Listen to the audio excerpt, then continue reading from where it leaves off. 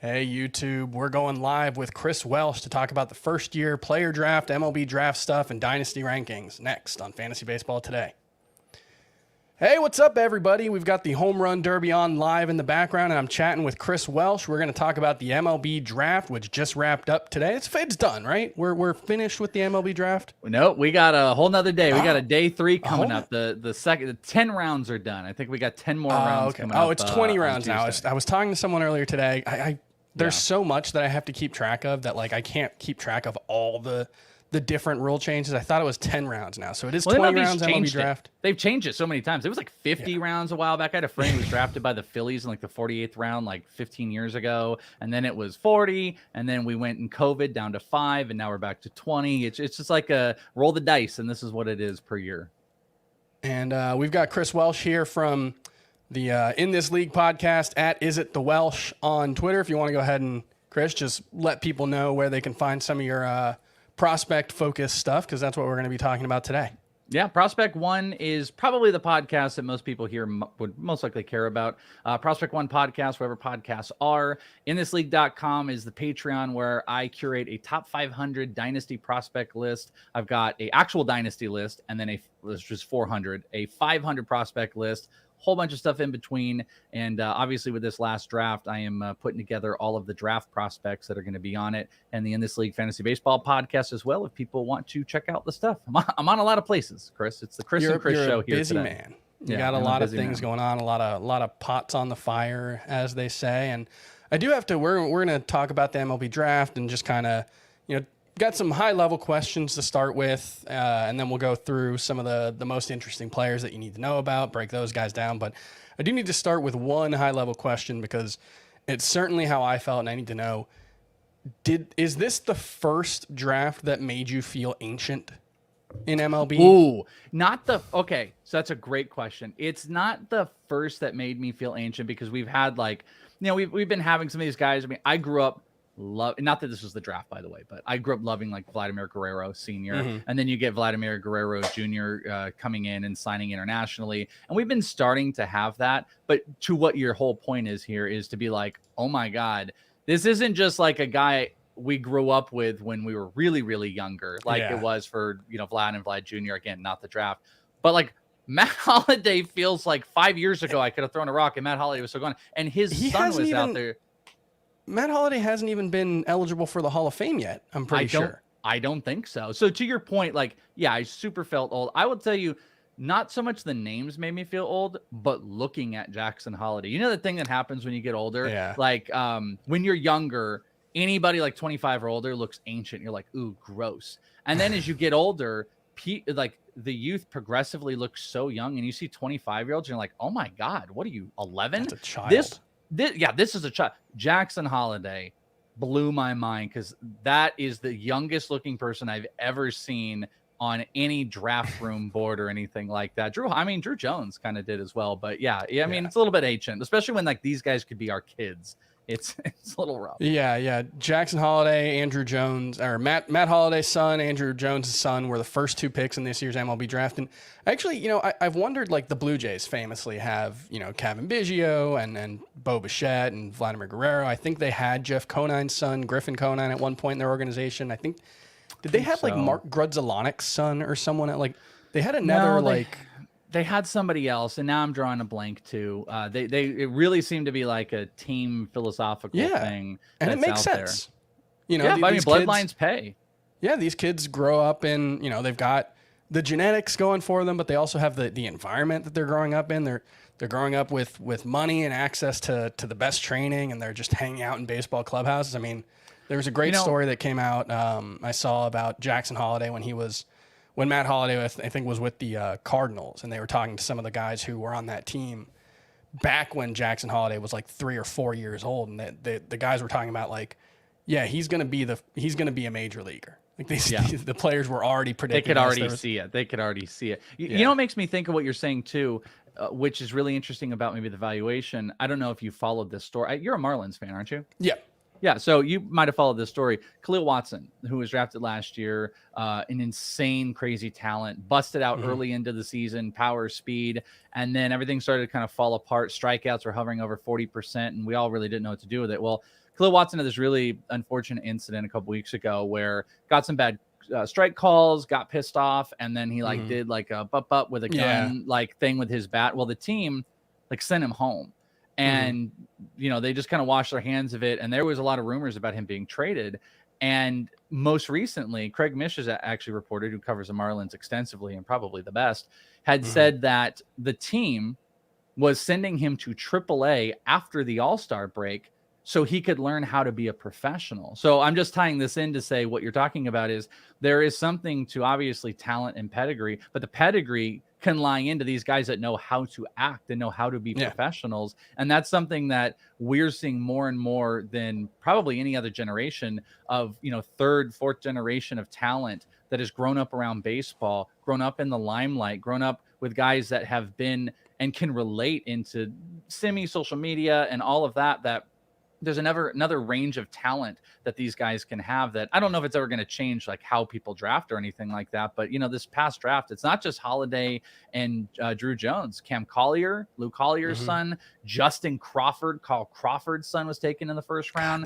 So I don't know why that one makes me feel older than Jackson Holiday and Andrew Jones. It doesn't feel like he should have a kid. Yeah, Carl Crawford feels drafted. like Andrew Jones was a 90s player to me. Carl Crawford, I feel like he was like a mid-2000s player. Like, I don't feel like... It's like the Matt Holiday one. It's just like the Matt Holiday one. It's like, we're at this point? Like, I'm just waiting. Like, okay, is Ronald Acuna's kid going to be coming up anytime soon? It is very jarring, and it's only going to get worse for guys like you and I. Yeah. This is, I guess this is growing up, as they say. So, yeah. Something like that. I have conditioned myself just a tiny bit, though, as I've been covering a lot of, like, rookie ball. I've been out in Arizona for quite a long time, and I get... these 17, 18-year-old guys that were either drafted or come over internationally that at least I've conditioned myself just a tiny bit to be able to process all of these really young guys and their talent and realize, oh my God, this is a 17-year-old kid that has got $100 million talent that's playing here. That is something we all have to reckon with. Yeah, I just, the date of birth for Tamar Johnson being June 11th, 2004. Well, there's some 2005s out there too. Yeah, it really makes me feel old. But we'll get to the specific names in a little while when we go over some of your first year player draft rankings. But I want to, kind of ask some other high level questions besides just ones that make us feel old and washed up. So I guess the first one: are there any players in this draft you could see being especially fast risers? Potentially making an impact towards the end of this season. We see that every couple of years. I was doing some research, and the last guy to make the leap from the draft to the majors without playing in the minors, a little bit of a weird situation because it was in that 2020 season, but Garrett Crochet came out with the White Sox, didn't play in the minors, was making an impact in their bullpen in the second half of that season. Mike Leake in 2009, he didn't debut until 2010, but he didn't play in the minors. So there have been a handful of those, but you kind of have to, obviously, we know you have to be patient when it comes to the MLB draft. Is there anyone in this draft that might be a fast riser? I know this was a very college-heavy draft. I think I saw that 83% of the players drafted in the first 10 rounds were college players, which was the most since 1992, I believe. Which is interesting because it was lacking a lot of high-end college pitching talent and maybe some questionable middle-round college talent. I think that was out there as well. That's an interesting question. Ben Joyce out of Tennessee, who famously throws like 105 miles an hour. Everybody knows about him. He went to the Angels. I would tell you Ben Joyce, if it was on a team that was going to compete, if the Angels we really thought were going to be a competing team, Ben Joyce would help that team tomorrow. They could literally put him in and close. It's kind of hard to give. What argument can you place that a guy that's throwing 105 miles an hour can't immediately help you, even at some point? So Ben Joyce would have been one of those. The two, I don't think there's a guy that is going to jump because there were so many injuries. Another one of those would have actually been a kid that the Diamondbacks drafted, Landon Sims, who big power reliever who started transition to be a starter. We're talking like full on fastball slider, boom, boom, boom. He would be a closer again if the Diamondbacks were good and he had not had Tommy John surgery. So I don't think there's a guy that pulls a crochet, but the two closest guys that come to mind here, and this one could be up for debate, but Kumar Rocker. I think there's a chance that the Rangers could do what they did with Jack Leiter, and what they did with Jack Leiter, his former Vanderbilt teammate, the year prior is they didn't let him do anything. Actually, Jack Leiter didn't even stay with the team. I was at Complex all last year, and he was there once. And actually, the one time I was there was during first pitch. I'm standing there with Chris Blessing from Baseball HQ, Eno Saris. We're standing there, and Chris Blessing taps me on the shoulder and says, "Hey, look behind you." And it's Al Leiter with Jack, both standing right behind us, just chopping it up, talking. And that was the one time he was there the whole time. So they let him go train at Vanderbilt, and they didn't have him pitch. And then they gave him an aggressive assignment this year at AA. I feel like Kumar, it could go one of those two ways. They do the same thing. He doesn't do anything the rest of this year, and then he gets an aggressive assignment, or they throw him at AA immediately because of the independent league he played in. Yeah. And this could be a guy that back half of next year could come up. And the other one would be Jacob Berry, who I think you mentioned. Craig Mish also talked about him, and JJ Bleday may be getting some time very shortly here after the break. But that Jacob Berry is another one of those guys that could probably help sooner rather than later. And he's got a lot of like Kyle Schwarber comps in some of the ease of the swing and the way he's just able to like upper trajectory his body, but he doesn't strike out to the same degree, and he's got some good walks. So like those are the two that come to mind. I'd also throw Brooks Lee and Kevin Parada as players that I wouldn't discount coming up soon, especially Brooks Lee. I think that's more complete, solid defender, complete bat. He was competing with Zach Neto as the top shortstop, but Brooks Lee is just so much more polished. So those would be like tier B of players after Kumar and Jacob Berry.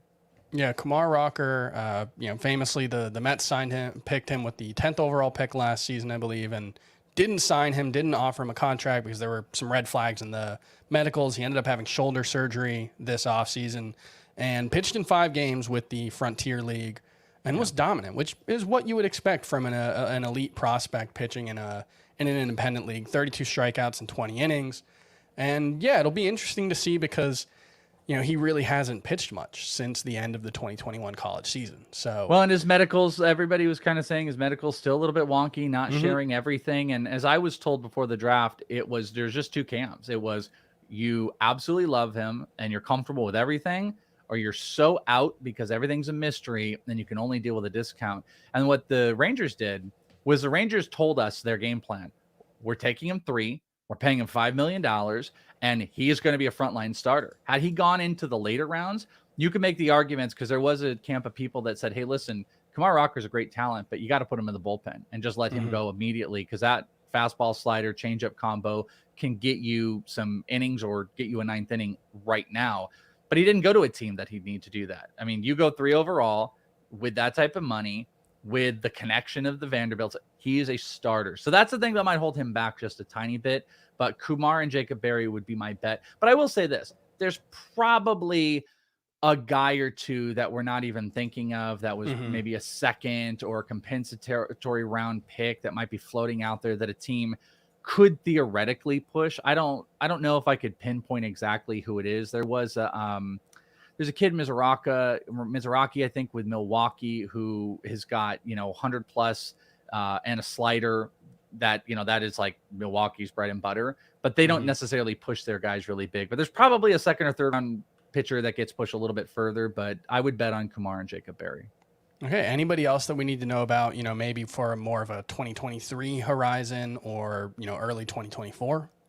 Well, okay, so you definitely need to pay attention, like I said, to Brooks Lee. That's one. Kevin Parada, I don't know how much we want to go into that later, but, everyone's very concerned, like, oh my gosh, Kevin Parada, what about Francisco Alvarez? And it's like, yeah, I guess I'll ask that question now. Does that matter to you at all? Like no. A player being drafted, like, need, I guess, would be the way you'd put it. Like the Marlins drafting Barry, a team that really needs offense right now.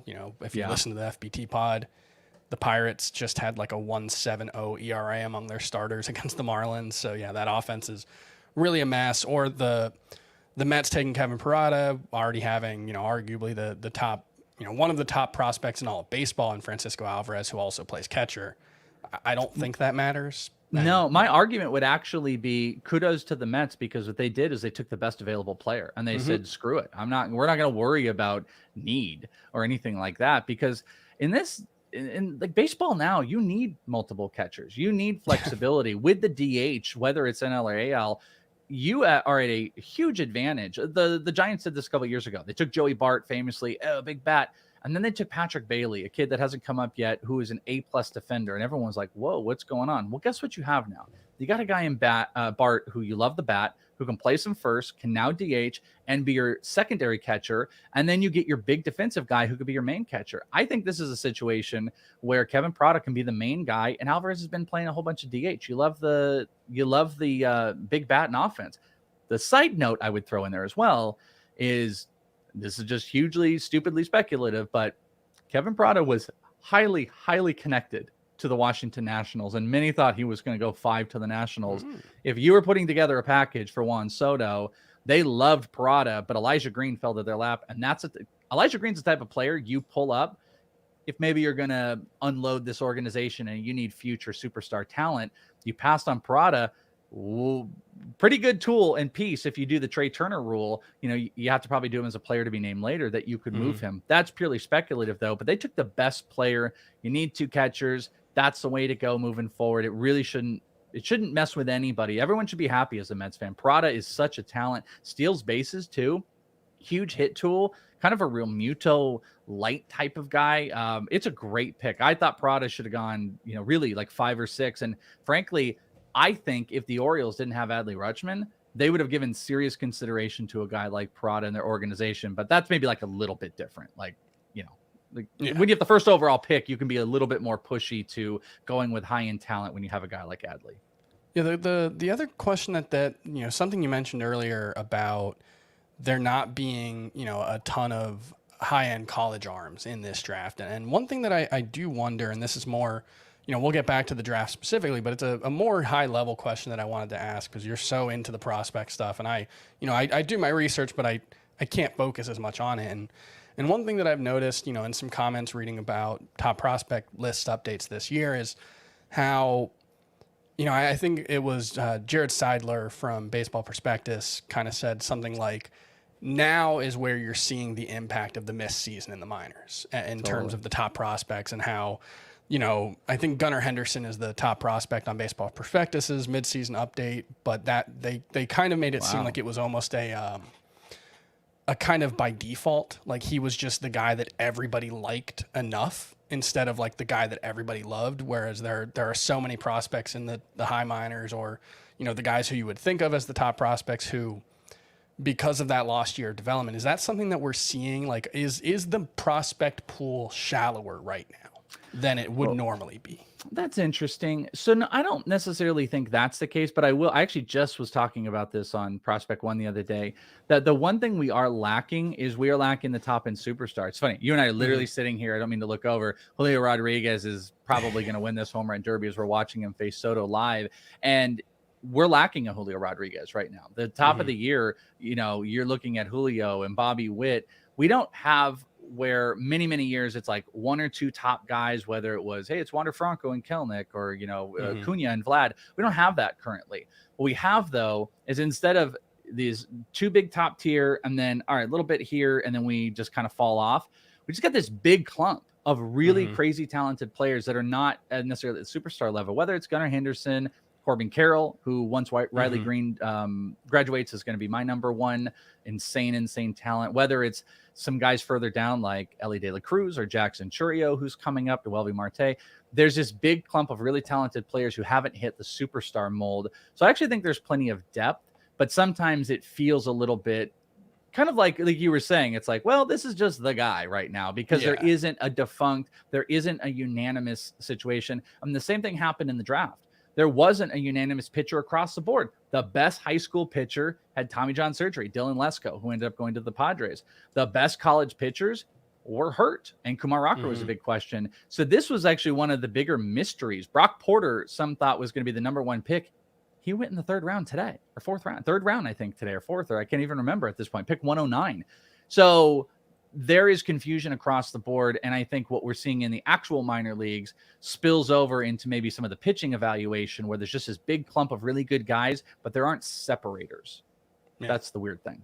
Okay, interesting. Are there any signing risks in this year's class, a la Kumar Rocker? I mean, I know you mentioned some of the top arms are dealing with injuries, so that always introduces a red flag. But is there anyone who was drafted highly who may not sign?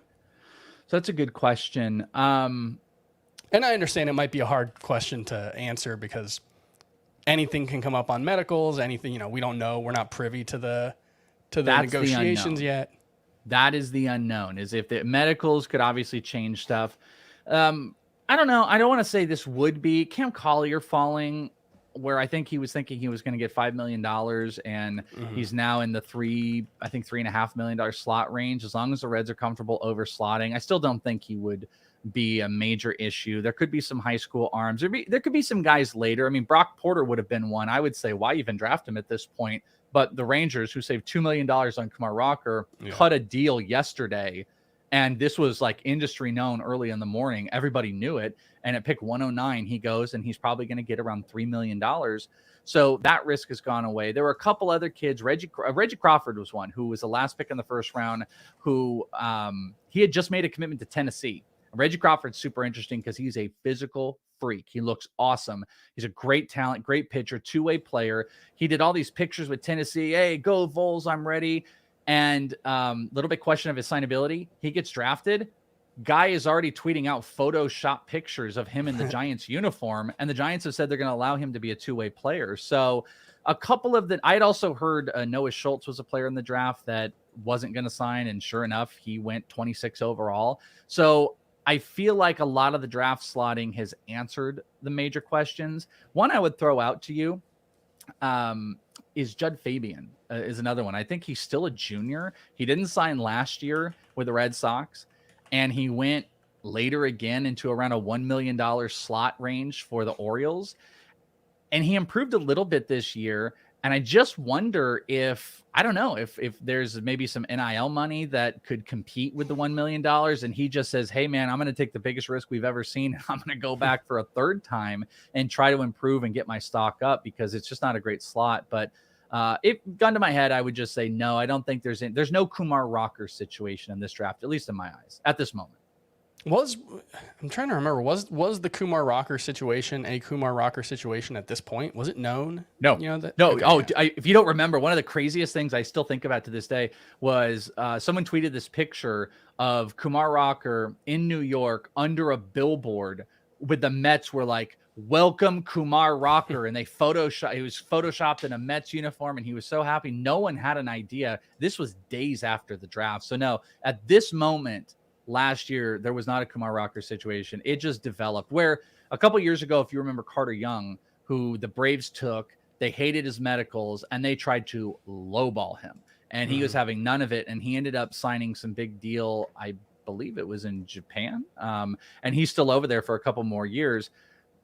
Those are the shockers that we just don't know about. So I would tell you that's a possibility. Like Dylan Lesko is a kid that needs to not take a dollar under if he doesn't want to, if the Padres tried to shortchange him coming off of Tommy John. But the weird thing is so many pitchers are coming off of injuries, so many. So the expectation has to be in everybody's camp that there are injury risks across the board. Yeah. If anything, there's only a couple first round guys that people would be surprised about, which might be like Cade Horton, who went 7th overall to the Cubs out of Oklahoma, maybe a Hajerpi or Gabriel Hughes. Those would be the only ones. Everybody else has had some apparent risk, but I don't think we're going to get any craziness. Though I did speculate. The one I speculated on, now I'm thinking about it, is where the Mets took Jet Williams. Well, probably not Jet Williams, but Jet Williams, and then the Noah Schultz signing by the White Sox. Next year's draft would not be the worst draft to gain an extra pick on. There's massive talent. So look at the Mets. They upped their pool. If you can't get a guy to sign for what you want, you say, all right, no big deal. I've got an extra pick in a stacked and loaded draft next year. Would not be shocked if that became a situation, but nothing to anticipate. Well, especially because their draft slot figures to be a lot lower next season. Exactly. So, Yeah, but I think like, let's say the White Sox, particularly the White Sox situation, it would still be about what they didn't get this year, which was 26. But then if they could have a potential higher pick, Mets, same thing, any of those guys. So usually the compensatory or the compensation they get for not signing is relative to the range of the player that they did not sign. That's why the Mets had 2 top 15 picks this year. Okay, that's really great stuff. We're going to take a quick break on Fantasy Baseball Today. When we get back, we'll talk some first-year player draft rankings next on Fantasy Baseball Today. Boom. All right, how do you want to handle this? You want to just go through the top 12 or so, and then we'll kind of talk a little bit about each player, and then highlight some other players we need to know about. Sure, we can absolutely do that. I actually think, in my eyes, the top 12 is pretty locked when I look at this. I do know there's going to be some disagreement. Somebody that I love in the industry, Eric Cross, had put a tweet out for a guy that's right on the fringe for me. He's actually number 13 on my list. He had said Chase DeLauder, who went to the Cleveland Guardians, who at one time was seen as maybe a number 1 overall pick. Prospects Live had him at number 1 for many, many months. Said Chase DeLauder, no doubt, first-year player guy. I don't agree. If you're considering into top 12, if you're anything further, okay. If you're into 15, if you're looking at a 15-team Roto, guess what? He is in there. But I do have what I feel is a really locked top 12. But you tell me, how do you want to go? You want to go 12 up? You want to start at 1? I think we'll start at 1. Let's get the we'll do the inverted pyramid. The most important players first. And this is what people want to. People get so mad. We do this sometimes when I do rank episodes, and if I go backwards, people get so angry. They're like, "Come on, just go at the top." It's always tough because you want to build that suspense, and I get that, but having been the editor for our department, I have all the stats about how long people click through stories and all this stuff. And even stories that are really sticky, stories that people really like, Scott's top 100 prospects, people just spend 5 minutes on average on that story, which is crazy. If you know how long people stay on a story on average on any given website, the amount of time people spent on this, but even then, people drop off. You get down to the number 25 player, and all of a sudden it's 60% of your audience has dropped off. So it's you want and you to lose build the time. suspense. I do it too. You lose time. It's all of a sudden you're back up against it. And you're like, okay, number 1, Drew Jones. He's a really good player. His dad was okay. Good to go. That's so. Is Drew Jones your number 1 player? He is my number 1. It's not Jackson Holiday, who did go number 1. Spoiler alert: Jackson Holiday is not number 2 for me either. It's Drew Jones, who I think is an incredibly special talent. I've kind of been saying this over the last 48 hours. I'm having trouble comping exactly. If someone's like, hey, who's he like in the minor leagues right now? And I don't really know who I would tell you. Corbin Carroll, he's got more power, and he is way, way more physically imposing than Corbin Carroll, who's shorter. Jordan Walker, who is a physically imposing guy, he's got the speed. Drew Jones is a much, I think, better defender. I think you would say in the totality of it in the defensive side, but he's also a really fast guy. Robert Hassel, who I've got really high. It's another one of those guys who just physically does not compare. Drew Jones just doesn't physically compare with a lot of guys. Maybe Elly De La Cruz, if you want to take, because a lot of people consider Reds Elly De La Cruz a guy that is going to be able to maybe physically fill out. This is an 18-year-old kid who looks like he can easily put on 20, 25 pounds of muscle in the very, very near future, who is a complete 5-tool player, hit over 500 in high school this year, and had maybe the most attention of anybody. There's this famous video that Prospects Live had put out where the high school crew in the side of the opposing team is overrated. Yeah, I love that. And Drew Jones just, boom, rocks it, drops the bat, looks over, and just crosses. And it's one of those moments you absolutely love. I think this is a potentially generational type of talent. It happens to be with my team, so maybe I'm a little bit homeristic, but I will tell you, I'm incredibly aggressive on it. I do, and I would mind everybody, when I rank, I am ranking kind of in a 3-year plus spectrum. I don't put hyper focus into the now. I'm putting the best talent. And that doesn't mean I have to get a guy that is going to come up in the next year or year and a half, because look at Jackson Churio. Look at Elly De La Cruz. Those guys are still a decent amount away, and they are exponentially more valuable than anybody could have expected. So I want overall skills, talent, and that's the most important thing. And I've got Drew Jones as a top 15 overall prospect already. And it's a little bit hypey. I understand that, but I really, really do think this talent is through the roof. And that is my number 1.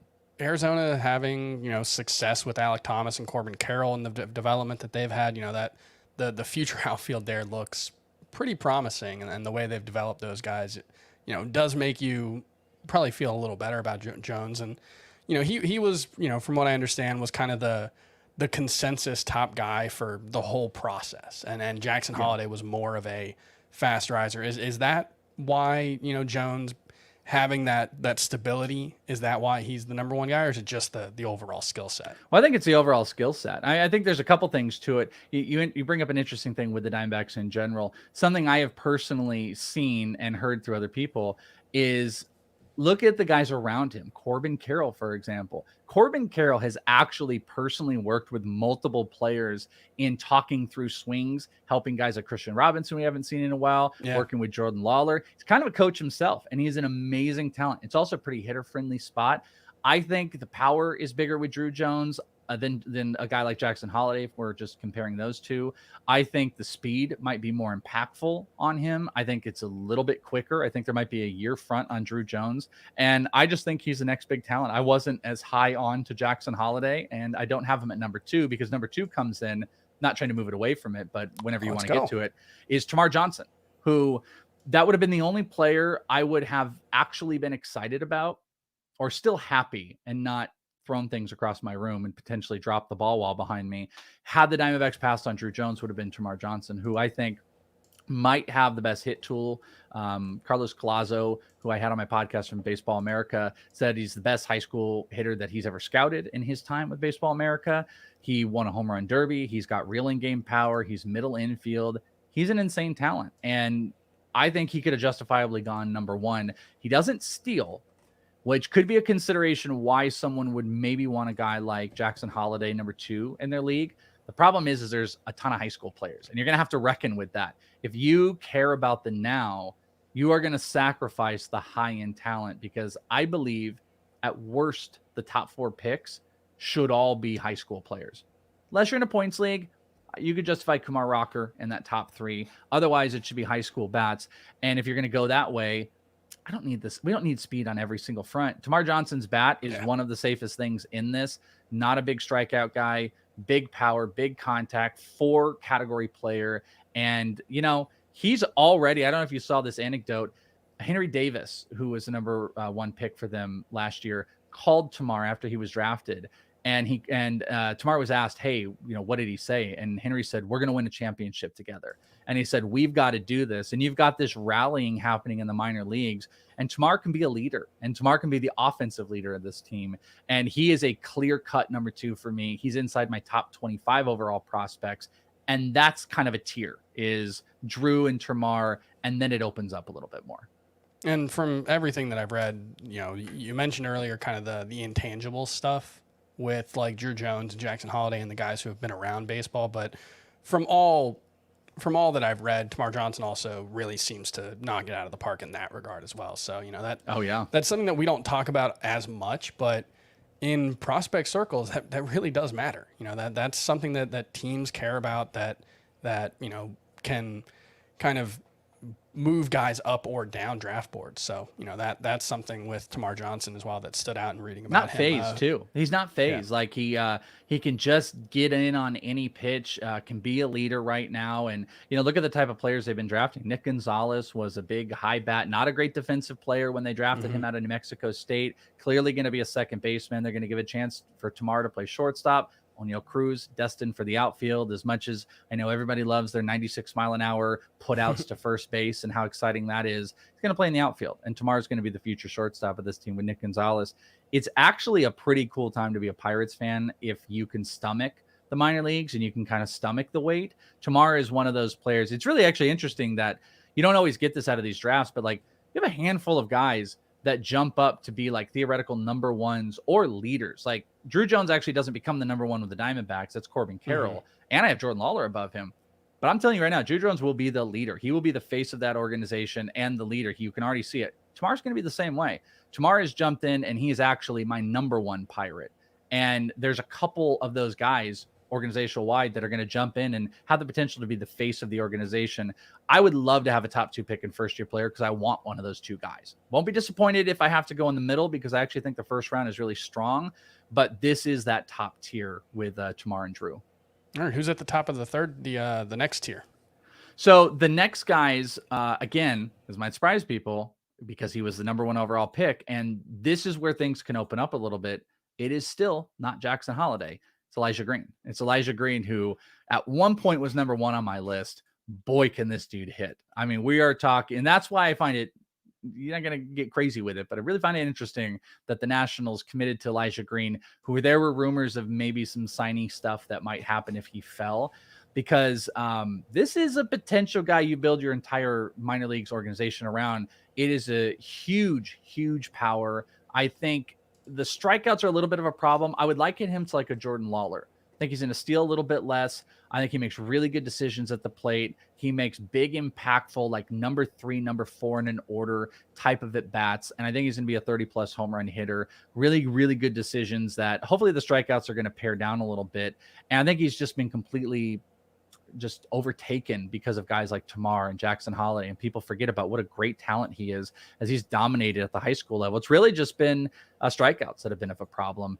And I've got Elijah Green with the Nationals at number 4. That then follows Jackson Holiday. Number 3, you mean? I'm sorry, number 3, and then Jackson Holiday at number 4. And I think those two are the next tier because Holiday, again, is a 5-tool player. I think is a little bit more raw.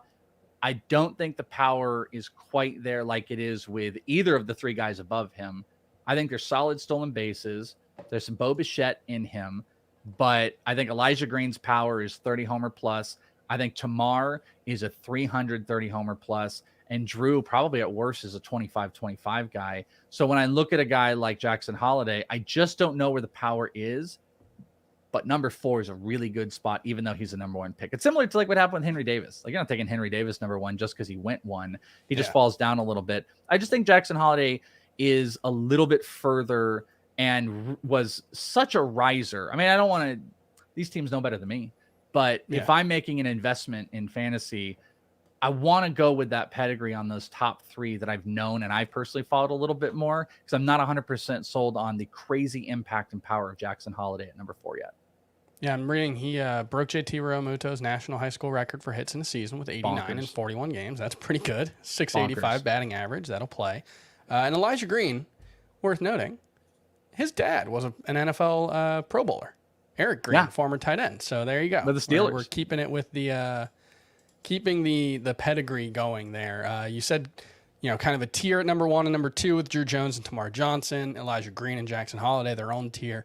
How big's this next tier? This next tier is a lot bigger. It's actually, again, at least in my eyes, the next tier is about 6 players deep. Okay. And it's kind of a pick your poison on where you want to go. I'll just kind of rattle off the 6, not to take up too much crazy time, and then wherever you want to go with it. At number 5, I've got Cam Collier, who, again, I got 5 straight high school guys, huge power. It's a Jordan Walker feel to it. One of the youngest guys he reclassified to get into this draft. Ends up still going pretty high. Athletically at 3rd, could potentially stick there. I just think this guy's offensive upside is something you don't want to pass up. And I have him above a barrage of college players, even though I love them. Again, I would pick my poison here. Number 6, Kevin Prado with the Mets. Double-digit stolen bases at Georgia Tech this year. 26 homers, I believe it was. Great contact. This is a lockdown catcher. If the Diamondbacks had the 5th pick and had no choice at Drew Jones and Tamar Johnson, give me Prada. I would be so happy about him because he's really got a JT Realmuto feel as far as like fantasy production, and more catchers are kind of moving to that. You got the VAR shows, and Will Smith was stealing a little bit. So I really, really like the prospects of him. If you don't want to go with a catcher, you got a couple middle infielders, Brooks Lee, who ended up going to the Minnesota Twins. Really great contact, maybe one of the better college contact hitters in here. Has got kind of all fields power. It's just not insanely impactful. At number 8, I've got Jace Young, who ended up going to the Detroit Tigers, who can play 2nd, 3rd, can play all around. His brother Josh Young plays with the Rangers. Number 9, I got Jacob Berry, who went to the Marlins. I've talked about him with huge power. And I would throw Kumar Rocker in there again at number 10 with the Texas Rangers. Prior to him being drafted 3, he was my number 1 pitcher in all of fantasy. And I will note that if this were a points league, I would obviously move him up a little bit, Kumar Rocker. And Rocker, like we mentioned earlier, could be a guy who moves fairly quickly. So, that could help him as well. Barry, I'm a Marlins fan. Begrudgingly, I suppose. It won't go away. And so Look at us, Marlins and Diamondbacks. We're talking yeah, on here. Wow, we're the mean, big dogs here. At least, yeah. It would have been nice if the Diamondbacks had gotten that early championship to kind of make the rest of the struggles a little more palatable. Yeah. But still, the Randy Johnson, Kirk Schilling era, that was a lot of fun. We got one. Yeah, we got 2001. We got our one pennant. Oh, they did win. Randy. Yeah, That's got right. the pennant I forgot in 2001 that.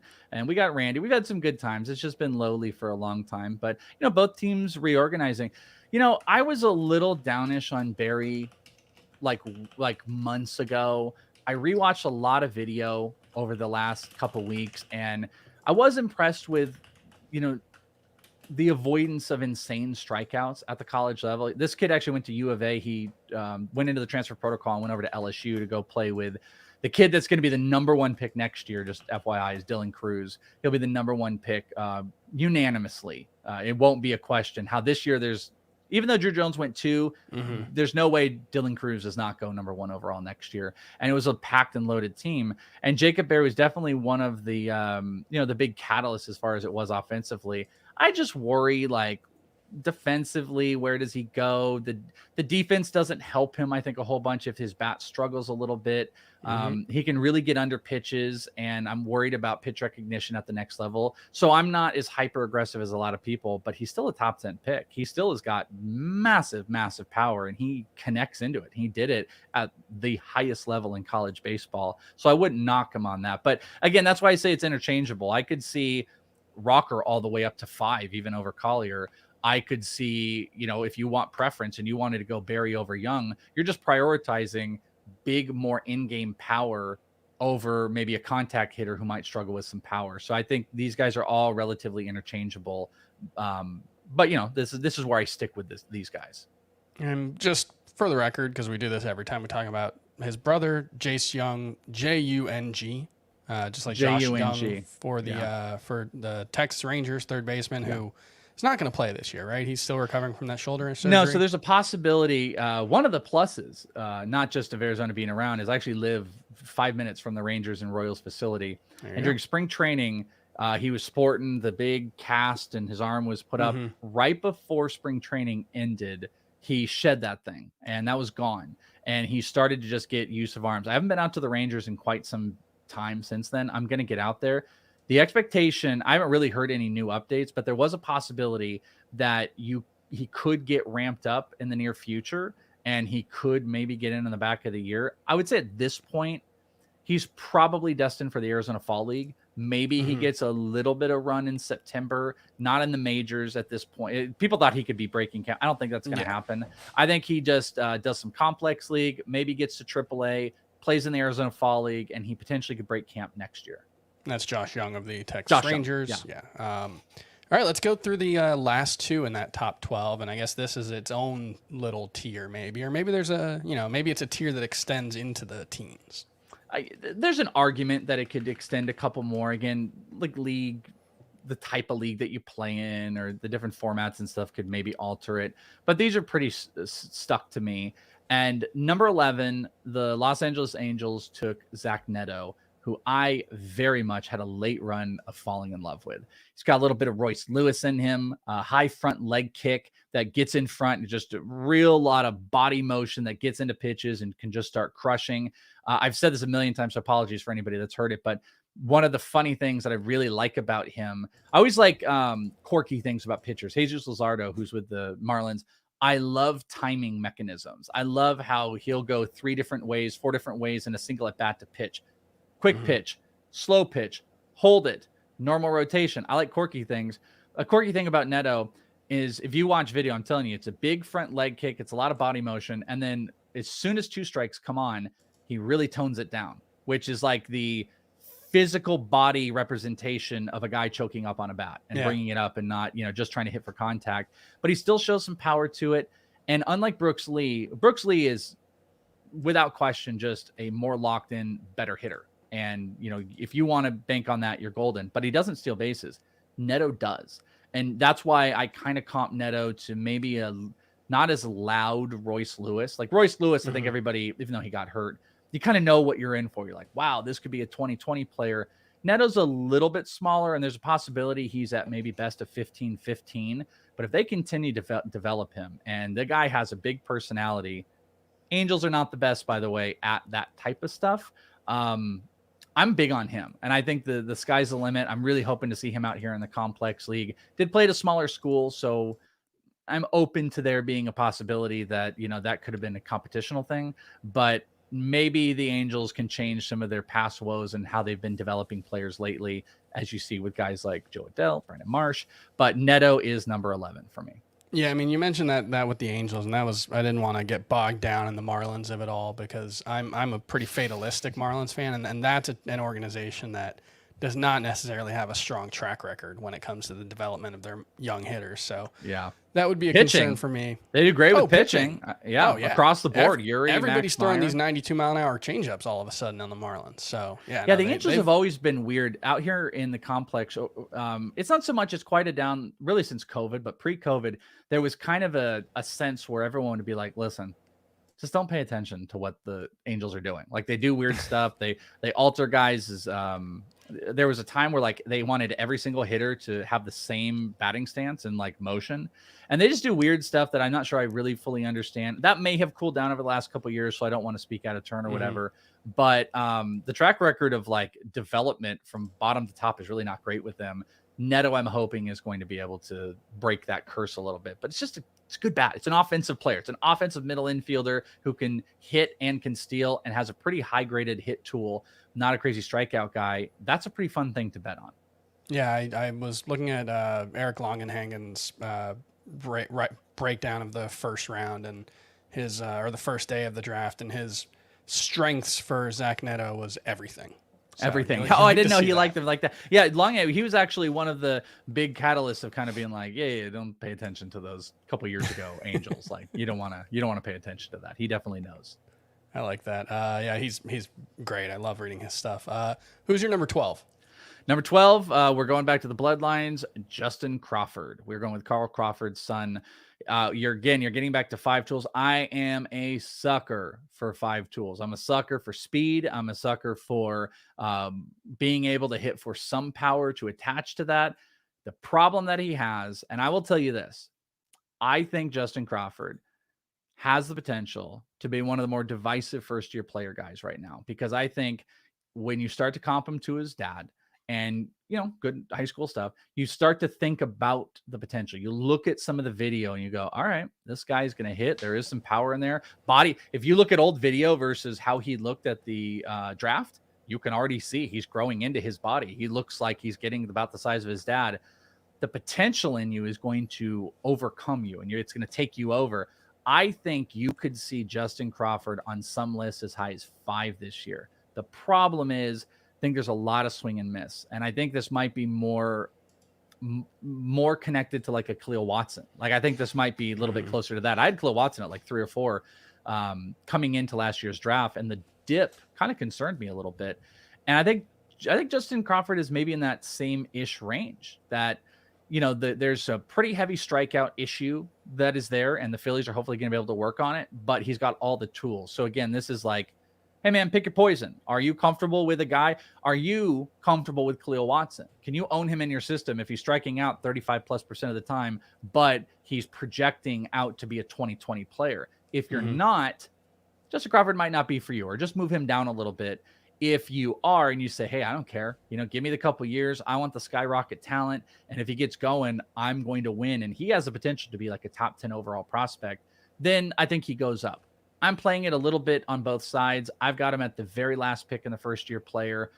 He could move a tiny bit more, especially if I hope to see him get pushed into complex early. That's another thing. I just hope a lot of these guys, Drew Jones, Tamar Johnson, Elijah Green, Jackson Holiday, Cam Collier, get these high school kids to play complex now, so we can start to get a good vibe on it.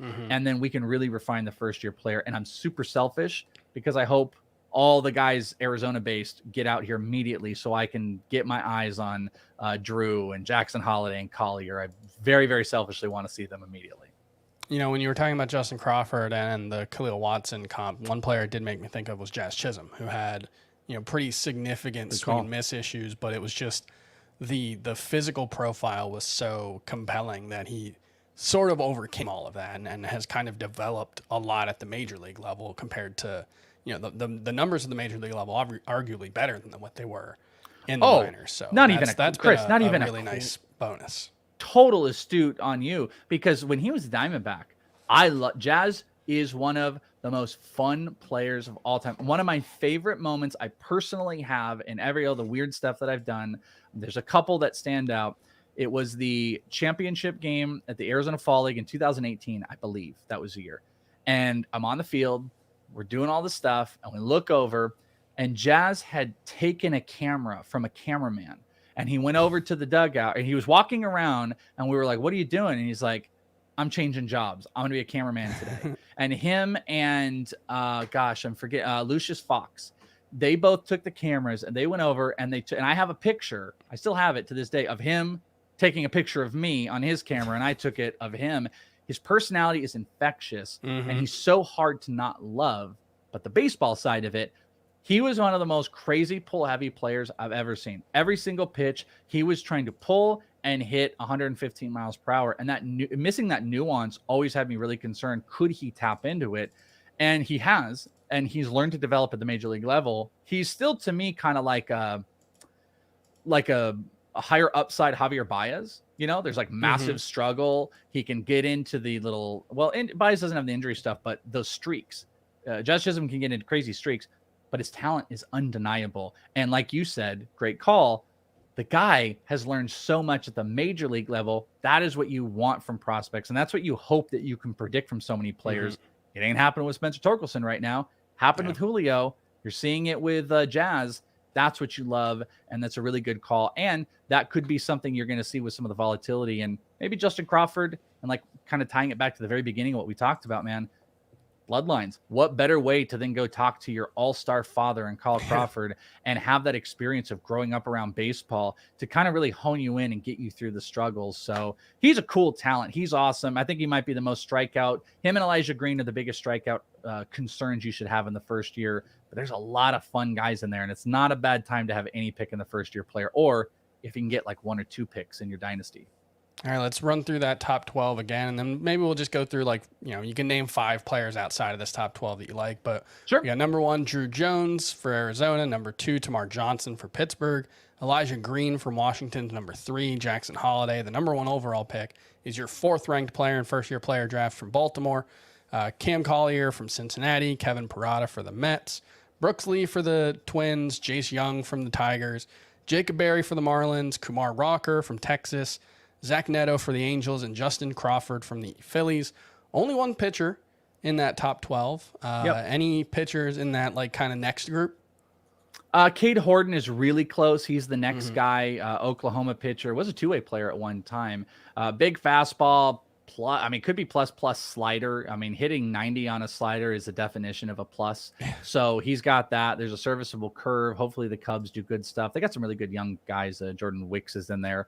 So Horton is in there. And then you've kind of got this barrage that happens just a tiny bit later of again, if you're willing to wait, and Dylan Lesko and Brock Porter is going to screw up dynasty owners so bad this coming year because he went so late. He was 109th pick. And people aren't going to know how to process it, but he wasn't signable to people. He's still in that range. So it's Lesko, him, obviously Connor Hughes. Well, Connor Hughes going to Colorado. I'm sorry, Gabriel Hughes going to Colorado screwed me up a little bit, and I think he was a big talent. And Connor Hjerpe, that's why I was confusing the two. Hjerpe is one of those guys going to St. Louis. You talk about a pitching factory. Those would be the main pitchers I would be looking at. That are outside my first-year player. And as far as any other hitters go, you should be on the lookout for Drew Gilbert and Chase DeLauder, maybe the most exciting guys. Houston, the Astros got Drew Gilbert, and Cleveland got Chase DeLauder. Those might be the most fun, fringy first-round players. Drew Gilbert's a little bit shorter, but absolute rocket. There's power, there's speed.